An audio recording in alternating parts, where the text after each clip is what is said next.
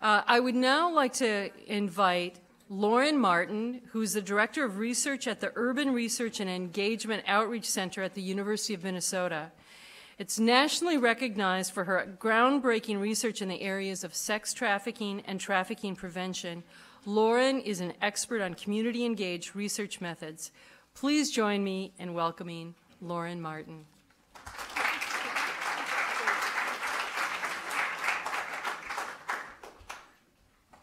Hello, thank you. I'm really pleased to be here. What I'm going to do today is I'm going to share some sort of high-level findings from one of our most recent research projects at UROC. The project is called Sex Trading and It's called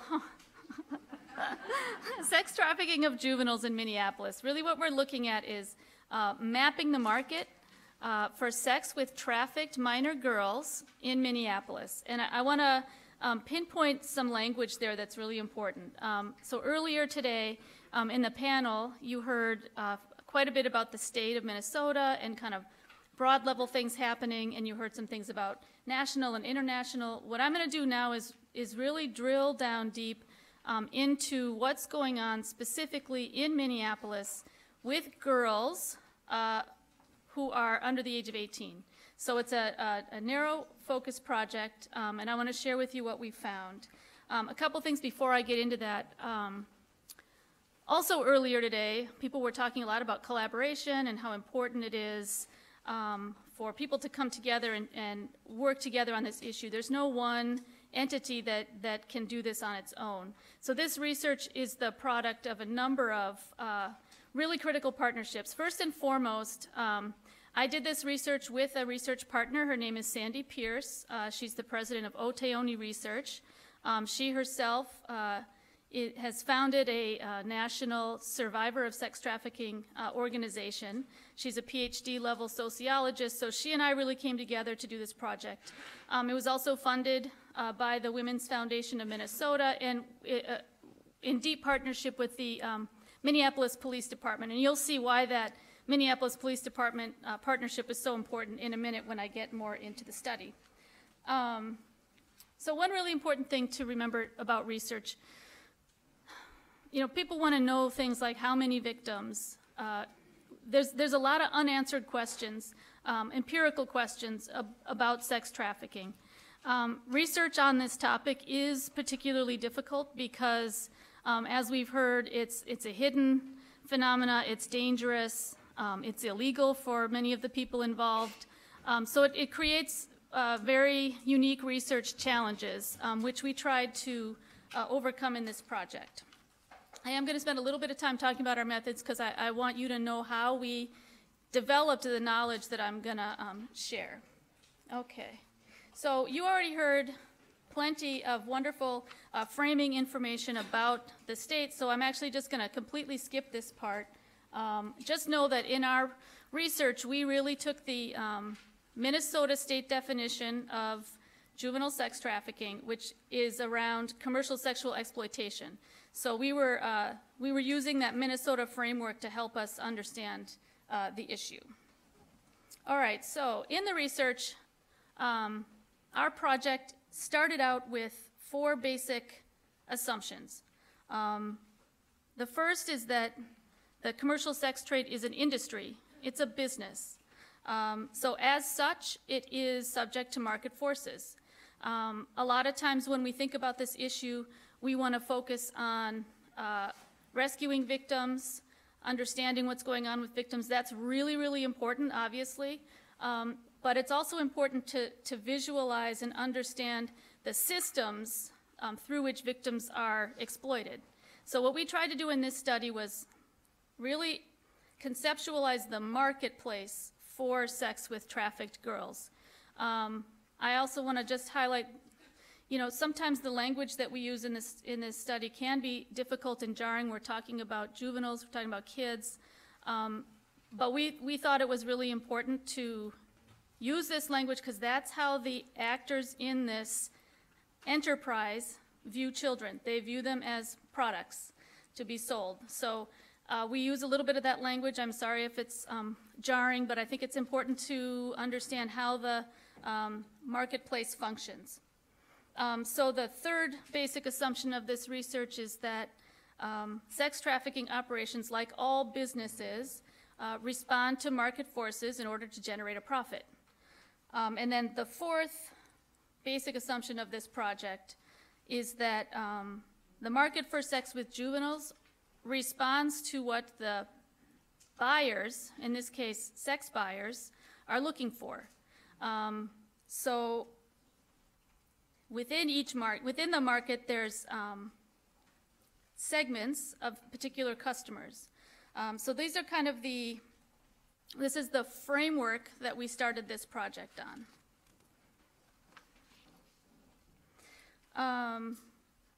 So as you can imagine, this type of research can be, as I mentioned, very difficult. There's a lot of different ways to go about gathering this information. What Sandy Pierce and I decided to do was, rather than try to speak with victims and other people involved in the market, we wanted to first understand what does the broader community, what do we already know about this issue? So we interviewed adults who have firsthand knowledge of what goes on in the marketplace. So that was law enforcement, adolescent health professionals, and then youth advocacy and services providers. Then we also did extensive interviews with law enforcement in Minneapolis, and we reviewed all of every juvenile sex trafficking case that we could identify in the Minneapolis Police Department from 2008 through October 2014. And what we did is we got all of the case files, we read through them, and then we analyzed those. We also got court documents. And then the third main source of data that we used was media coverage. The media can play a really pivotal role in thinking about this issue, because media both reflects public opinion, but it can also shape public opinion. So we wanted to understand what was being said about trafficking through the media. So the way that we proceeded, we analyzed these different sources of data. We used a technique called triangulation, which is kind of a fancy word for playing one source off of the other. So we were trying to understand what do these sources have in common? So what's shared knowledge? What do police sources know that advocates don't know? What do advocates know that police don't know? And then you compare all those together to try to build a picture. So I want to be really clear, this was not a prevalence study. So a prevalence study would be if we were trying to understand how many victims there are and who they are. Instead, what we were trying to understand with this study, what are the patterns, networks, and trends in the overall market? As you heard this morning from the panel, there's been a lot of really impressive and important work done in Minnesota. So we know a lot. So what we tried to do in this study is pull the different pieces together to visualize the overall market.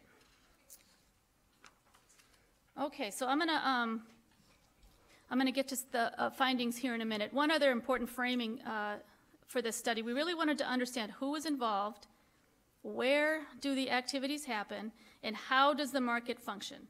So these are the three kind of devices that we use to help us frame and understand the overall market. So I'm going to get into that now. First, I wanted to show you what we found with our media coverage. So what this table shows you is media stories on sex trafficking in Minneapolis from 2007 through 2013. I want you to notice a really important and rather obvious trend.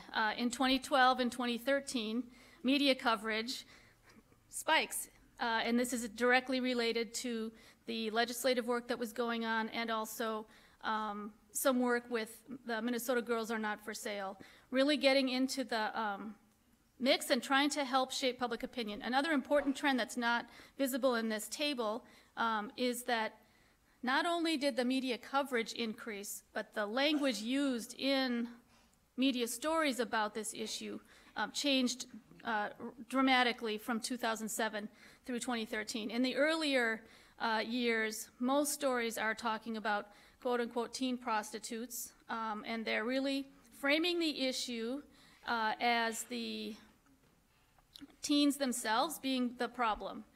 In 2012, 2013, we see a big shift to more coverage of sex buyers and sex trafficking operations, and viewing the problem differently and, in fact, more in line with Minnesota statutes. So that's an important shift that happened in the state.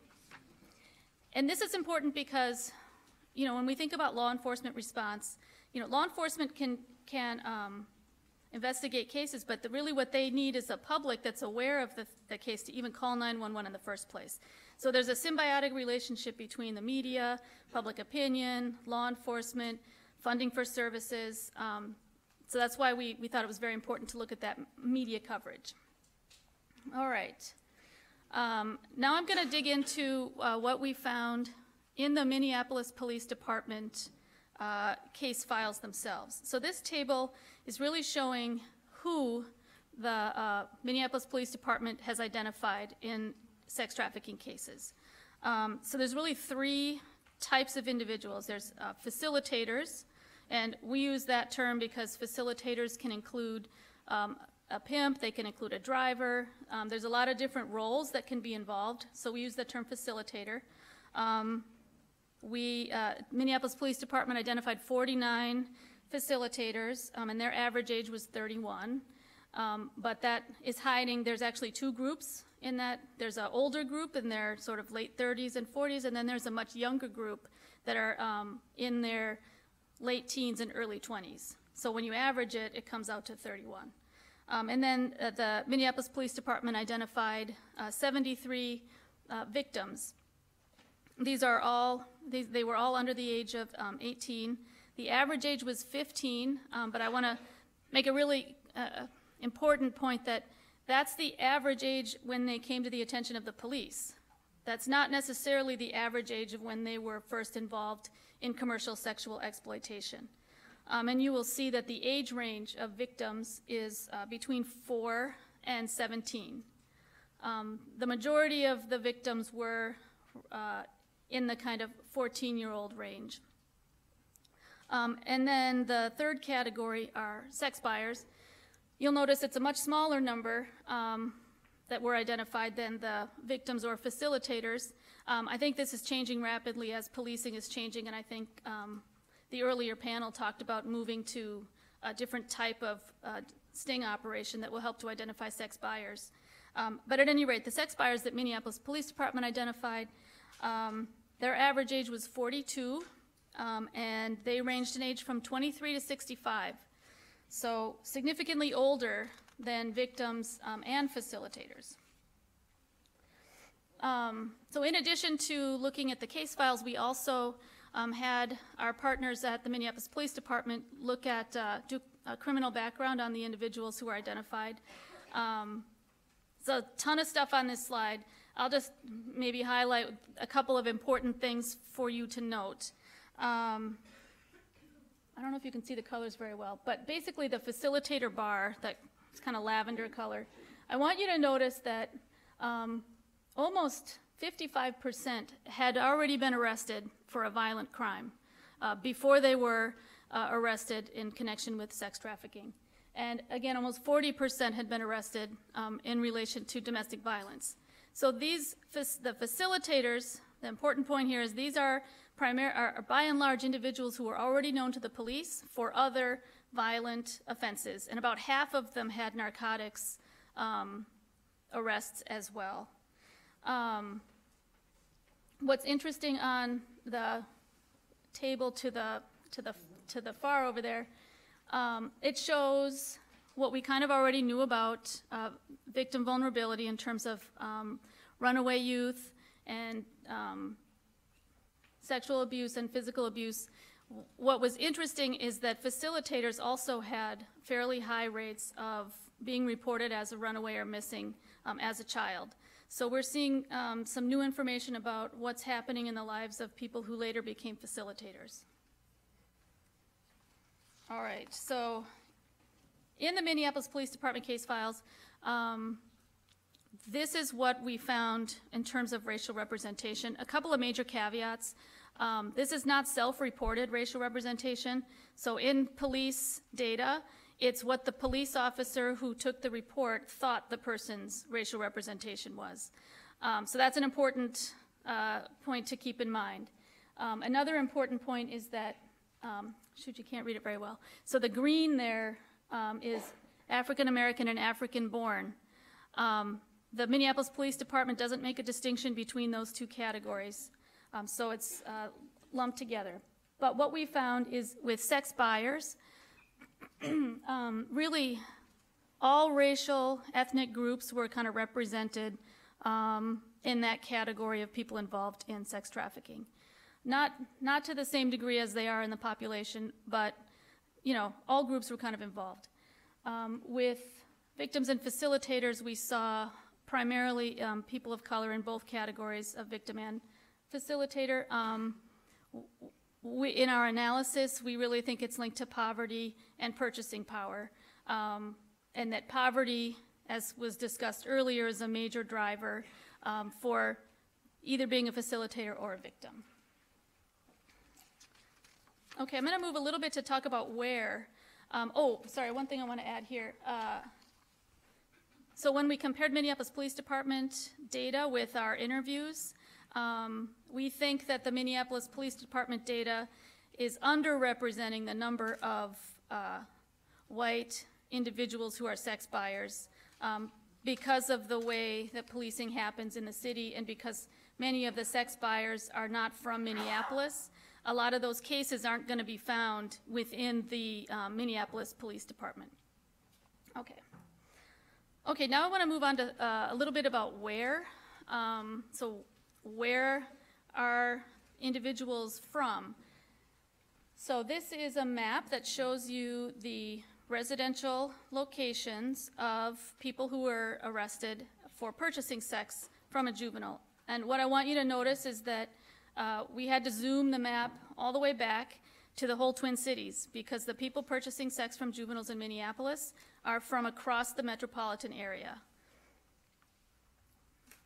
So I want to show you a slightly different pattern. These are the residential addresses of victims and facilitators, and I don't know if you can see it very well.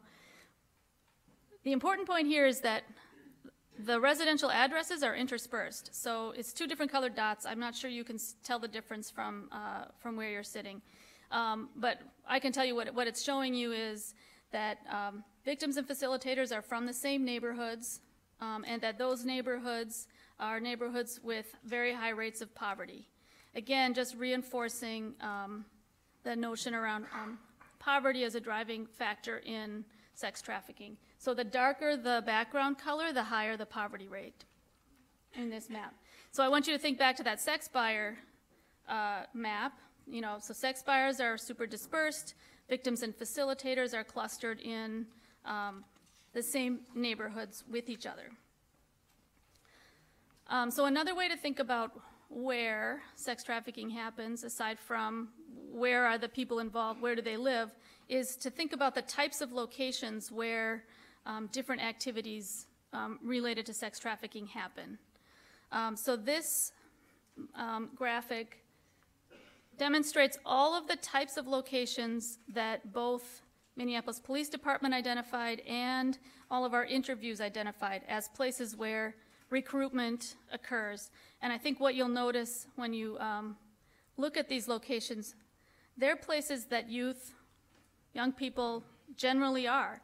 And a lot of these places are places where we would like to think, and where we do think that youth are safe. So schools, shelters, parks, these are places that are where youth are, that we might think that they're safe. And what we found in this project is that wherever youth are, that's where people are going to go for recruitment. Okay, sorry, I'm skimming through this really quickly because I want to leave time for questions. So now we're going to move on to how. So remember, we wanted to look at who, where, and how. And I think the important part, that how does all of these pieces fit together is an important part of our study. So through reading all the case files and analyzing the interviews, we found that the market is primarily organized, and this is the market for formal sex trafficking operations, is organized by operations. And so we wanted to understand, how do these operational structures function? Each operation has 4 primary functions. The first one is to recruit girls and bring them in to the operation. The second is to then turn those girls into a product that can be sold. The fourth is to deliver that product to a buyer. And then that was the third. The fourth then is that the overall goal of an operation is to make money. And I think if we lose sight of the underlying principle for why this operation exists, we fail to understand the market structure that drives it. So within our research, we identified 3 primary operational types. The first was a single pimp operation, then we saw evidence of pimp networks, and then a corporate model, and these pictures illustrate that. So this graphic kind of pulls together, this diagram pulls together the overall market. So what we found that operations do is they focus on, this recruitment and capture process is critical. It's kind of like a hopper. It's sorting girls and then pushing them out to different venues or business models. So we identified 4 primary business models: escort, brothel and brothel-like, street-based, and a closed sex buyer network. And if people have questions about those, I'm happy to answer more questions. I do want to highlight this closed sex buyer network a little bit. It's not one that we've heard a lot about. Essentially, this is a facilitator cultivating a group of buyers who know each other. It doesn't go online. It's not street-based. It's closed and it's hidden. And what the facilitator does is when he gets a new girl or a product, he then texts or calls the individuals in that closed sex buyer network. So it's a much different form. It's much harder to detect. So I'm going to zero in a little bit on the recruitment and capture process. We identified 4 primary ways that operations do this. First is what people refer to as a quote-unquote lover boy pimp. That's a person who gets to know a girl, finds out what her hopes and dreams are, what her needs are, and then manipulates those and alternates love and care with violence in order to create a bond. The second thing we identified is something that's often gets called peer recruiting. And really this is a lot of times kids tell their friends about how to get involved in this, not because they're trying to facilitate or become a pimp or something, but because they're trying to help a friend out. So if their friend doesn't have anywhere to live or doesn't have access to food, sometimes in peer groups, people think about, here's a strategy that you can use to get some food. So that happens, but then there's also sort of predatory behavior that happens as well, where pimps or facilitators will specifically send maybe a slightly older person in to manipulate a peer group. And then we saw rape and gang rape also as a very calculated strategy for how sex trafficking happens. And I think in the Amy Klobuchar video from this morning, she gave you an example of what that might look like from a case from Rochester. Okay, so I'm going to conclude with a couple of thoughts. First, I didn't talk a lot about this in the interest of time, but I want to emphasize that the overall market functions through a systematic and strategic use of violence. So in that recruiting slide just earlier, it's a calculated and strategic deployment of sexual violence and physical violence. That's part of how operations function. It's not just a byproduct. The second point I want to make in conclusion is when we pull the lens back, when we try to visualize the whole market, what we see is that sex buyers and their preferences really shape and drive the market. It's about what are they looking for, and then operations seek to meet that purchasing power. And then the final point I want to make is that,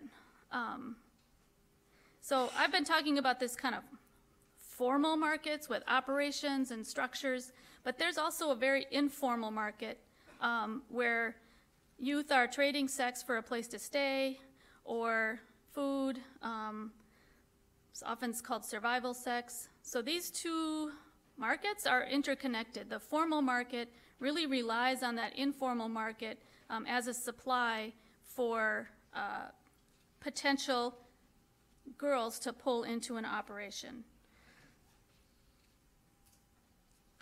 So a couple things.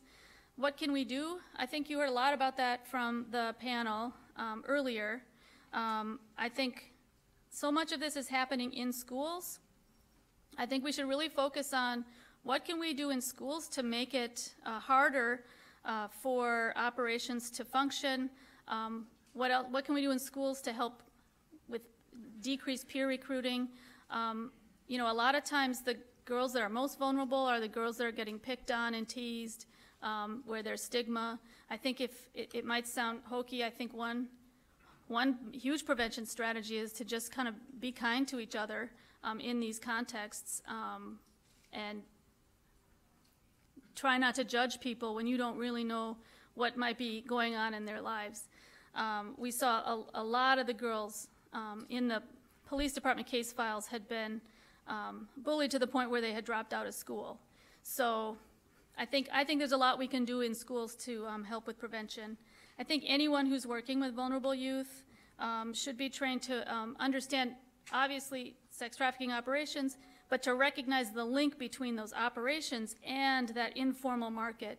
A lot of service providers think, oh, if my youth that I'm working with is involved in survival sex, that's not the same thing as trafficking. I think we need to recognize the links between the two. And finally, with law enforcement, I think we should really focus on disabling these operations. And then we should also think about enforcement focus on sex buyers, particularly sex buyers who are specifically looking for juveniles to purchase. Anyway, that's a super high level. I know there's a group of students that they have to go get their bus. What time is it right now? It's about 1:13, so I don't know if now's a good time for those. I don't want to keep you from getting your bus. Okay.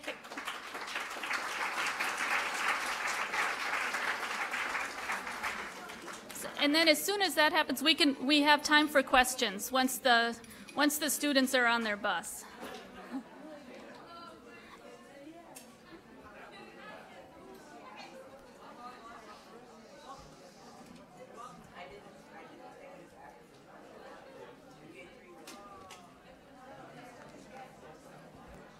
Okay.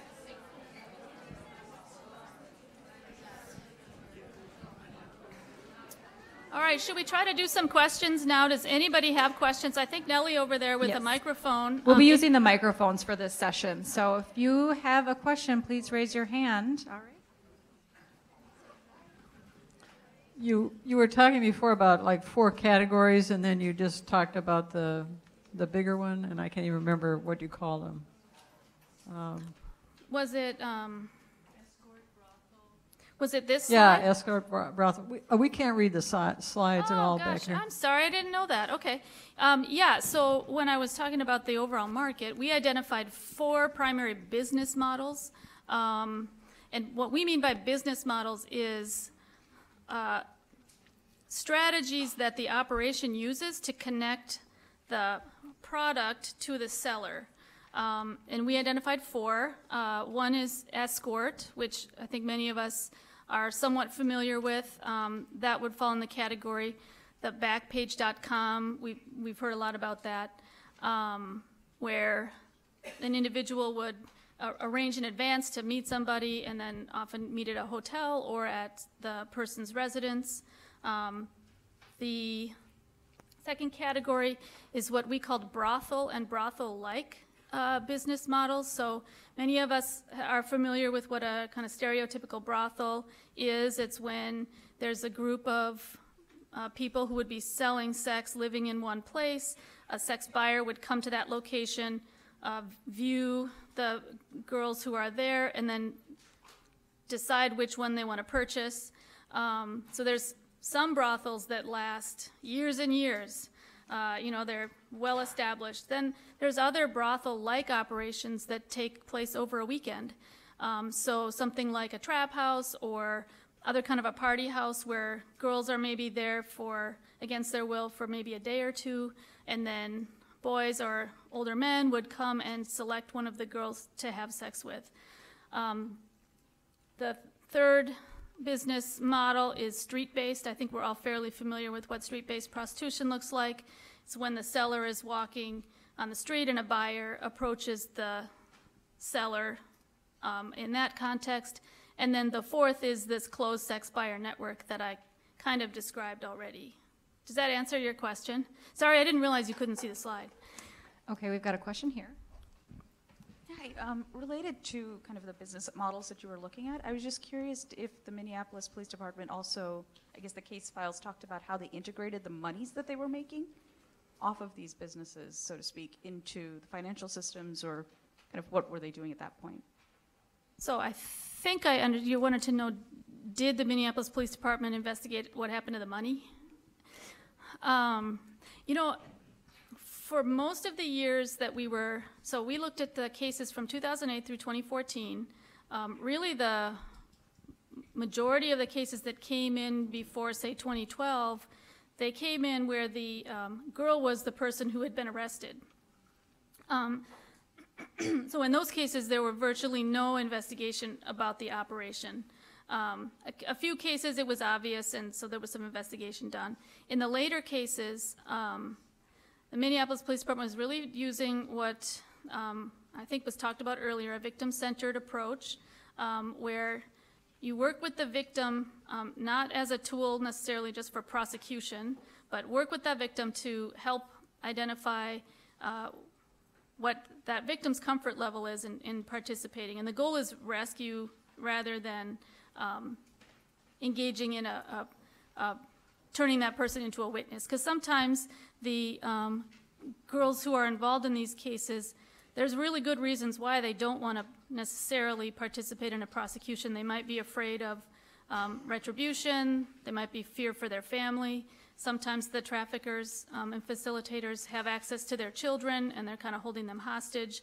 So it can be quite dangerous for a 14 or 15-year-old girl to take that step to testify in a trial. So what Minneapolis Police Department tries to do is build a case around the victim using the cell phone and other investigative techniques so that the whole case doesn't rest on the shoulder of a 14-year-old girl who's been victimized.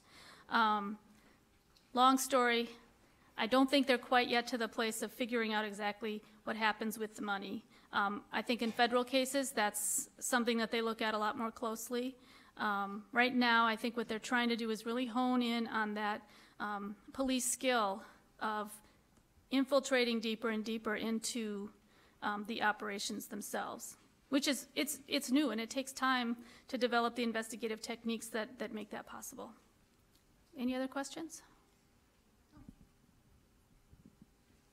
Thank you. You spoke about school recruitment, and school recruitment can be very nuanced and is often peer-to-peer. Would you please describe what that may look like?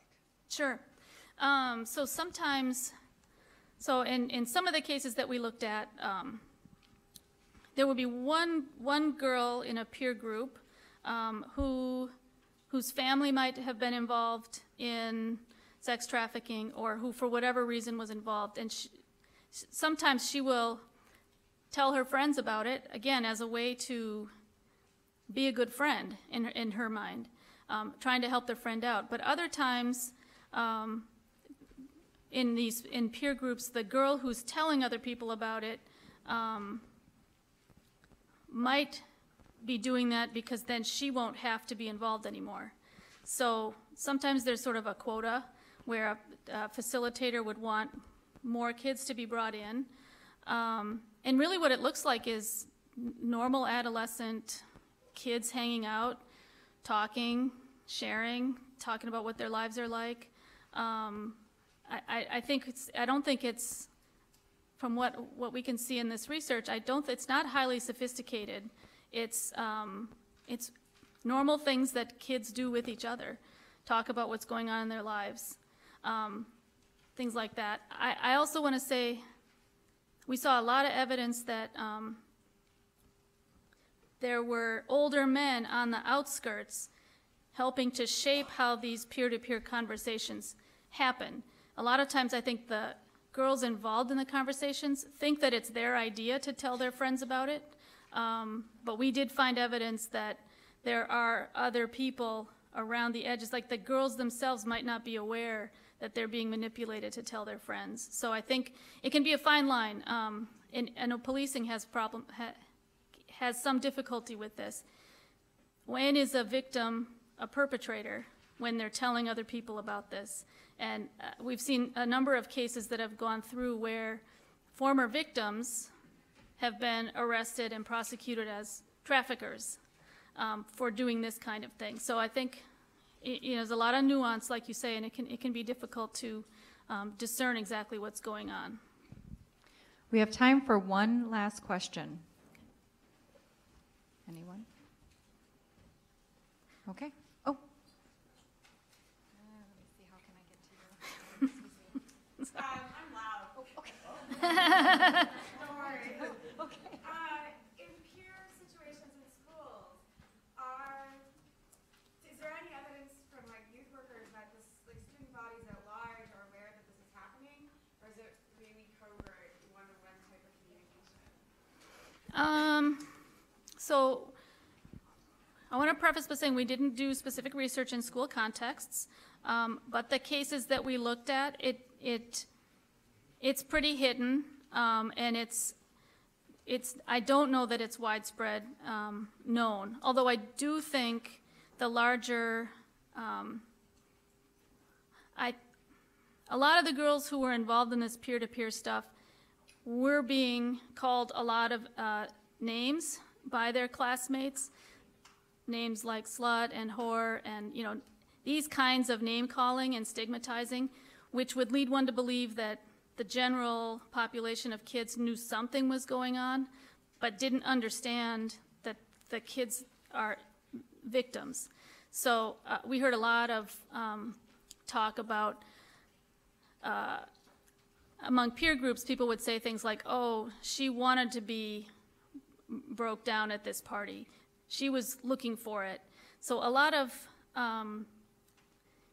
the broader population of kids not really understanding exactly what's going on in the life of that victim. So that's where I think in a school, there's a lot that could be done to help victims feel more safe and comfortable to actually share what's going on in their lives if this kind of shaming and stigma weren't being directed at victims.